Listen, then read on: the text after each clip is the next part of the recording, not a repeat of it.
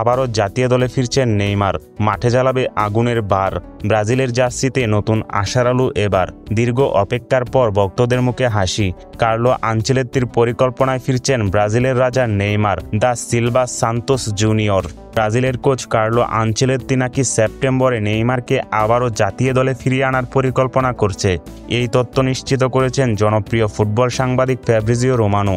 2022 সালে কাতার বিশ্বকাপের পর নেইমারের আন্তর্জাতিক ক্যারিয়ার নিয়ে নানান জল্পনা কল্পনা ছিল। একদিকে ইনজুরি, অন্যদিকে ব্যক্তিগত ফর্ম, সব মিলিয়ে ব্রাজিলের জার্সিতে তাকে অনেকদিন দেখা যায়নি। কিন্তু এবার পরিস্থিতি পাল্টাতে চলেছে।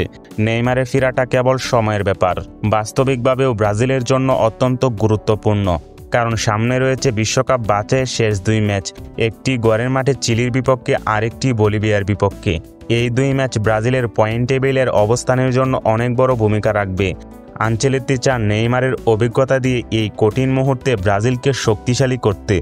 নেইমার কেবল একজন বড় মাপের খেলোয়াড়ই নন, তিনি ব্রাজিল দলের আক্রমণভাগের নেতা। তার আক্রমণাত্মক খেলা, পাসিং আর ফিনিশিংয়ের দক্ষতায় ব্রাজিলকে বহুবার ম্যাচ জিতিয়েছে। আনচেলত্তির নেতৃত্বে ব্রাজিলের নতুন পরিকল্পনায় নেইমারকে কেন্দ্র করেই আক্রমণভাগ সাজানোর ইঙ্গিত পাওয়া যাচ্ছে।